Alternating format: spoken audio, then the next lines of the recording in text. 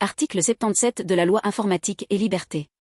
Dans le respect des missions et des pouvoirs de la Commission nationale de l'informatique et des libertés et aux fins de renforcer la bonne application des règles de sécurité et de protection des données, un comité d'audit du système national des données de santé est institué.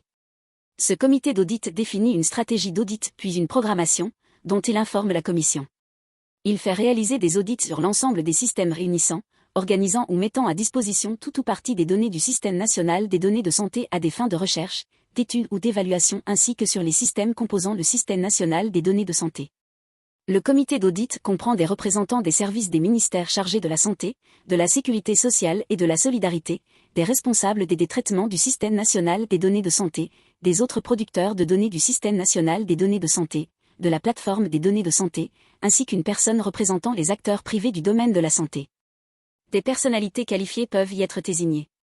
Le président de la Commission nationale de l'informatique et des libertés, ou son représentant, y assiste en tant qu'observateur.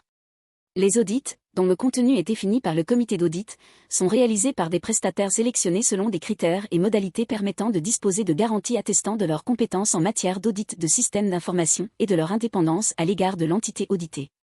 Le prestataire retenu soumet au président du comité d'audit la liste des personnes en charge de chaque audit et les informations permettant de garantir leurs compétences et leur indépendance. Les missions d'audit s'exercent sur pièce et sur place. La procédure suivie inclut une phase contradictoire.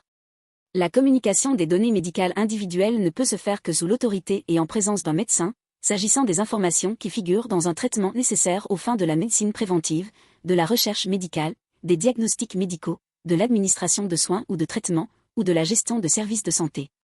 Pour chaque mission diligentée, des échanges ont lieu, si nécessaire, entre les personnes en charge des audits, le président du comité d'audit, les responsables des traitements mentionnés au 2 de l'article L. 1461-1 du Code de la santé publique et le président de la Commission nationale de l'informatique et des libertés. Si le comité d'audit a connaissance d'informations de nature à révéler des manquements graves en amont ou au cours d'un audit ou en cas d'opposition ou d'obstruction à audit, un signalement est adressé sans délai par le président du comité d'audit au président de la Commission nationale de l'informatique et des libertés. Chaque mission diligentée établit un rapport relevant notamment les anomalies constatées et les manquements aux règles applicables au système d'information audité.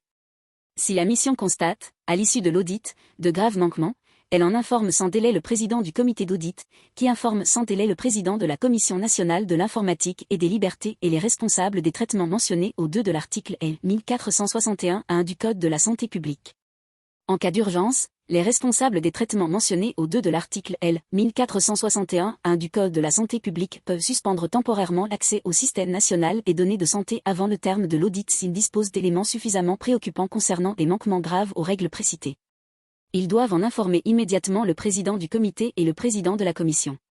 Le rétablissement de l'accès ne peut se faire qu'avec l'accord de ce dernier au regard des mesures correctives prises par l'entité auditée. Ces dispositions sont sans préjudice et prérogatives propres de la Commission nationale de l'informatique et des libertés. Le rapport définitif de chaque mission est transmis au comité d'audit, au président de la Commission nationale de l'informatique et des libertés et aux responsables du traitement audité. Un décret en Conseil d'État, pris après avis de la Commission nationale de l'informatique et des libertés, précise la composition du comité et définit ses règles de fonctionnement ainsi que les modalités de l'audit.